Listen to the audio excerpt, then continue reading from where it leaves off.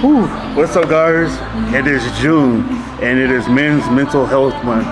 And I think it's a lot of things that people aren't aware of and what men go through. But in this one, I'm gonna speak on myself and how I grew up. You know, I wasn't shown the love like the hugs and the kisses growing up. You know, it wasn't that it was weak, and it wasn't that, you know, my mom didn't love who I was, but it was her teaching me how to survive in the environment that we were in.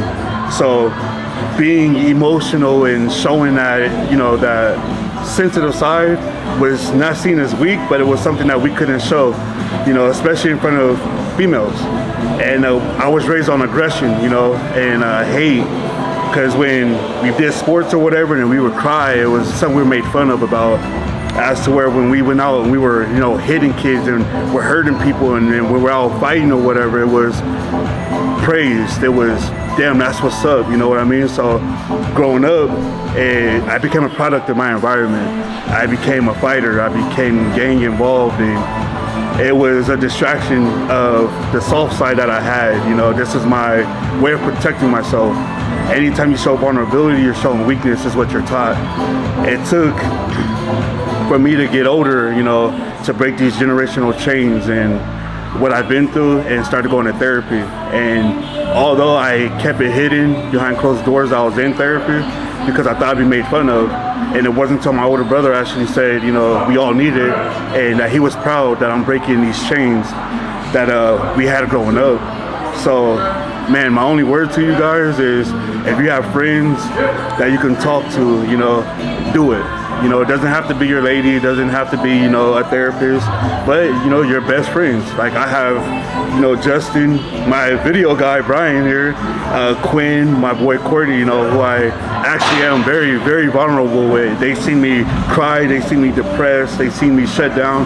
There's many times I wanted to quit bodybuilding, you know, because of what I was feeling internally. And I didn't know how to project it in a way that I didn't think was weak, other than letting myself feel these emotions.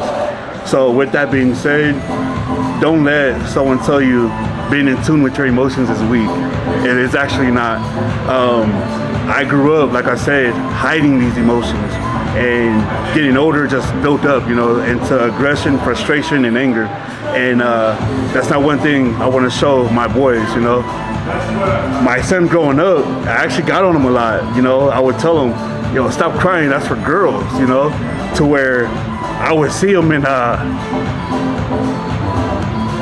seeing his eyes water, but he doesn't want to cry in front of me.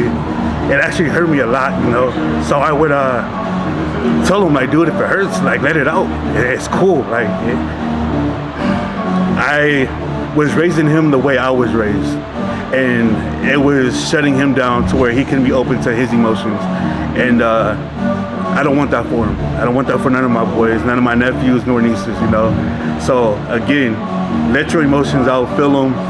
It's, if you let it build up, you're gonna drive yourself down, you know what I mean? If you don't release it, you don't vent, life is gonna crush you. And I don't care how big, how strong, how hood, how gangster you are, life will always win. Have a crew behind you to help you break that monster down that is life. And, you know, excel, elevate. So again, this is for Men's Mental Health Month. You know, have that support around it. It's needed more than it's not. Peace.